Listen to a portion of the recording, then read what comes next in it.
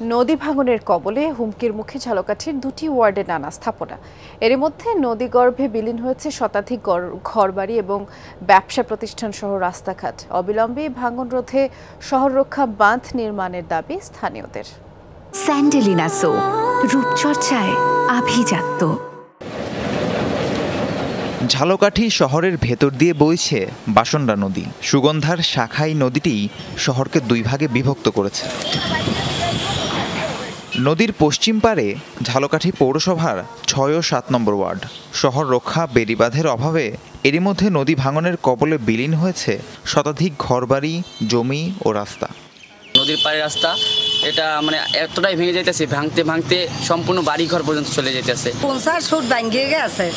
কারণ আমরা যে পৌরসভার মধ্যে থাই এরমের কোনো গুরুত্বই নেই, মেম্বার আর এই রাস্তা বিলীন হয়ে গেছে। রাস্তা 25 ফুট রাস্তা ভাঙিয়ে এখন ঘরের ভিতরে ডাটা লাগে। ভাঙনের ঝুঁকিতে রয়েছে ব্যবসা প্রতিষ্ঠান, বাজার, বীর নিবাস সহ নানা স্থাপনা।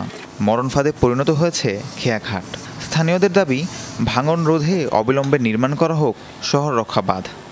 আমরা এর জন্য কর্তৃপক্ষের নিকট দৃষ্টি আকর্ষণ করছি, যাতে এটা দ্রুত কোনো কার্যকর ব্যবস্থা নেওয়া হোক। প্রতিরক্ষা বাঁধ তৈরি করে আমাদের রাস্তা তৈরি করার জন্য এবং জনসাধারণের দুর্ভোগ লাভ করার জন্য স্থায়ী বেড়িবাঁধ নির্মাণে পানি উন্নয়ন বোর্ডের কাছে প্রকল্পের প্রস্তাব পাঠানো হয়েছে, এমনটা জানান পৌর মেয়র।